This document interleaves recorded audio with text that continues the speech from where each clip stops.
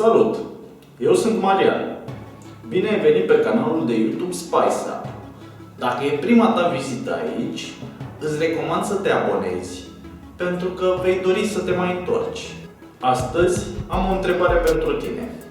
Care e primul preparat pe care l-ai gătit? Și când? Hai să zic răspunsul meu.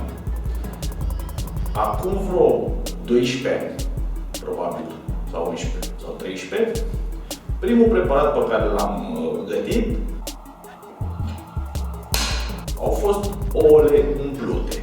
Era Paște, surplus de ouă fierte, ca de obicei, de fiecare Paște. Așa că am făcut ouă umplute cap-coadă. Știu, e o rețetă simplă, dar aia e prima. Înainte de sigur, am încercat multe tâmpenii, multe porcării, dar e prima care mi-a ieșit și a fost apreciată. Lasă un coment cu primul preparat pe care l-ai gătit, ca să-mi răspunzi și tu mie la întrebare, cum eu ți-am răspuns.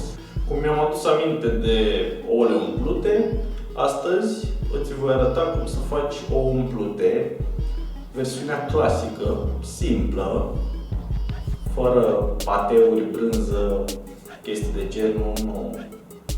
Revenim la bază, la rețeta clasică.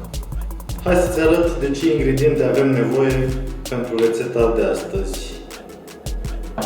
Ouă le-am fiert, o să folosesc 4, urmează să le decojesc.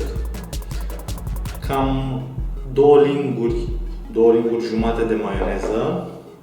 O să folosesc o lingură de muștar. O să gust, mai adaug dacă mai trebuie. Jumătate de linguriță de sare și niște boi iute pentru decor. Am curățat ouăle și trebuie să recunosc, nu știu ce a apărut prima dată, găina sau ou. Astea sunt cele mai proaste ouă de la apariția primului ou. Nu s-au curățat de nicio culoare și am mai și pierdut un timp. Dar trecem la pasul următor. Acum trebuie să le tăiem jumătăți, scoatem gălbenușul, punem în castron.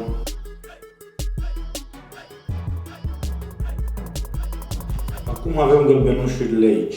O să adaug întâi muștarul. O să pun, hai să zicem, aproape o lingură și mai adaug după.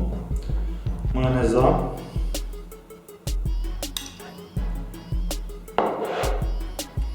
Sarea.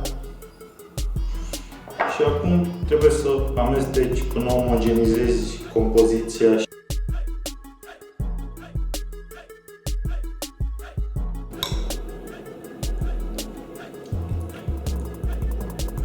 E perfect acum. Acum trebuie doar să umplem ouăle. O să folosesc o linguriță. O să folosesc ce vrei tu.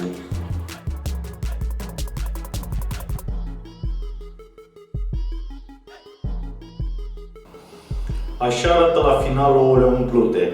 Am pus un pic de boi iute deasupra și am măcinat un pic de piper. Mie așa îmi place.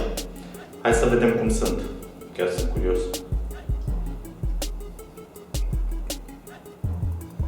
Wow! Sunt super bune. Îmi plac. Dacă ți-a plăcut rețeta de astăzi, nu uita să dai un like și să te abonezi ca să primești notificări de fiecare dată când va fi publicată o nouă rețetă.